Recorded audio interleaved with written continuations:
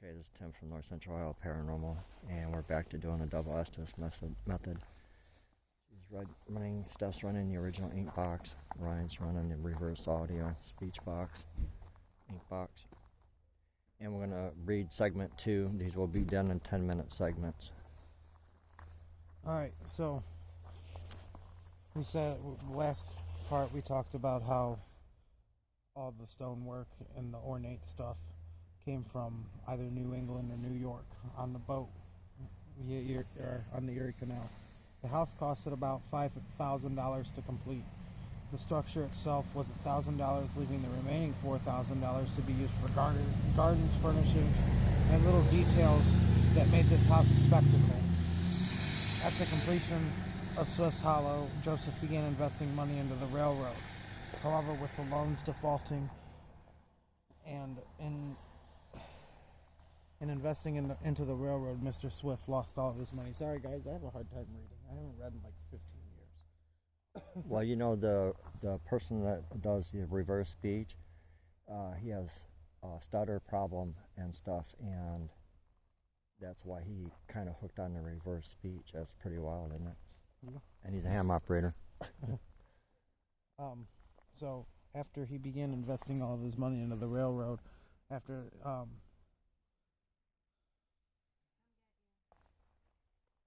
with the loans defaulting,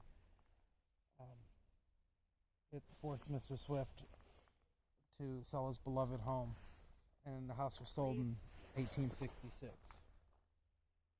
The home and the land was purchased by an unknown buyer, or an unknown Detroit company during the oil fever, and after only owning it a year, the company sold the home and the surrounding land to Mr. Nicholas Wilbur. And this is where the Wilbur family comes into play. Now, this is where the story starts to take a sad turn. The Wilbur family purchased the property in 1867, but there are many stories that say that the children died of diphtheria in the home and were hastily buried behind the fireplace or somewhere on the property. However, this is not true. The grandchildren did pass away from the disease in 1893, but they passed away on the home of their parents. And if you remember earlier, we got the name Harriet, so hold on to that. Train. Oh my gosh, wait till we get to the train part. And Ryan just said train on the reverse audio ink box. This is going to be crazy. Listen. So the grandchildren did pass away in 1893, but they passed away at the home of their parents, Miller and Harriet Wilbur, in Berlin Heights, Ohio, on the Kellogg family farm, which isn't far from here at all. It's like maybe... Did you just say Harriet? Hey. Did you just say Harriet? No, I said buried. Buried? Okay. She's putting on her headphones. Okay. So, the kids died of diphtheria. Okay, they'd passed away on the Kellogg family farm, They which did is... not. Oh, shit. Where did they pass away then? Where did they pass away? Ruby, Roy, Jesse... Ruby, Mary, Roy. No, it was Ruby, May, Roy. Ruby, Jesse. May, Jesse, Roy. and Roy. Yep. And Because Ruby and Roy were twins. he just said they passed away from the actual history. And she just said, no, they didn't. Yeah. Okay, but anyways, we're going to continue on with this. They were buried at the family plot at Maple Grove Cemetery in Vermilion, Ohio.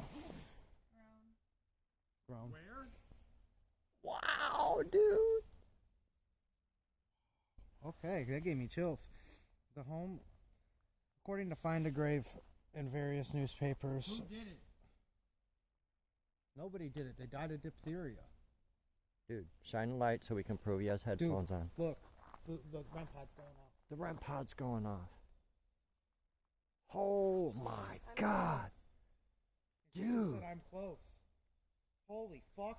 And she just said, I'm close. And then what Ryan said, the REM pod's going off. Shine a light on Ryan. Ryan. Ryan.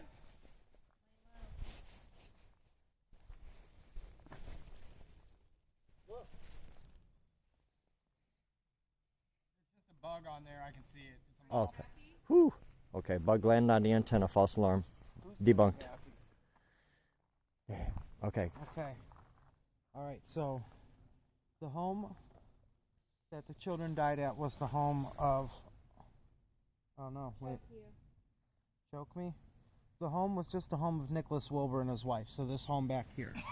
This is the home of Nicholas Wilbur and his wife. They were the grandparents of the kids that died.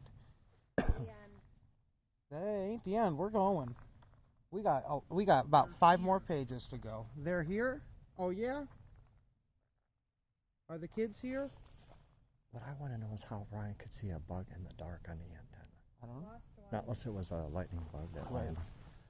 Alright, so it was the home was the home of Nicholas Wilbur and his wife, the grandparents of the 4 children, Ruby and Roy, Jesse and May Wilbur. They were rumored to be spiritualists, however, and were supposedly holding seances in the house and were trying to contact the spirits of the deceased grandchildren. Their son and wife, Miller and Harriet Kellogg Wilbur, eventually died of old age, and they never had any other children, as far as we can tell. Nicholas lived on the property until his death in... Beat me up. Talking at the same time, too. That's now. crazy. Keep going. Nicholas lived on the property until his death in 1901, and 2 years prior, his wife passed away in 1899. Swift's Manor sat... Yeah, there's more. Swift's Manor sat vacant until about 1903 when the Sprunger family purchased the land and opened the Light and Hope Orphanage, moving away from Bern, Indiana. Now, we're going to get into the Light and Hope Orphanage. Do you want to end this one and we'll start a fresh one? Are you kidding me? Nope, I'm not kidding you. I've got a whole other 4 pages to go. Help. Who do you want to help you? I gotta ask how he saw a bug on the antenna when we tap him out after you read all the history. Well, this is going to get long. Okay, let me. Where are you? I'm right here up on the road.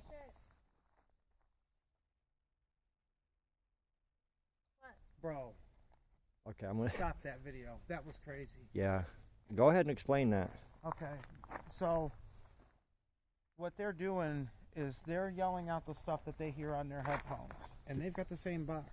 Except one's for a regular and the other one's in reverse. So she's got the regular, he's got the reverse.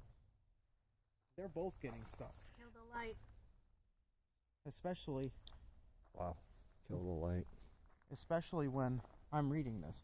But if I kill the light, I can't see. So how am I supposed to read this? He don't want you to. I don't know. Oh my gosh, dude! You not want me to read this? No. What? Oh, I'm going to keep reading it. you could see the box is going here. I'm reading. All right, I'm 8 minutes in. I'm gonna kill this one, and we'll be back with another 10-minute segment of the actual. What are we up to? We're on page 3 out of 6. I like the words. What? Shit. Okay, this is getting wild. So let me kill this one.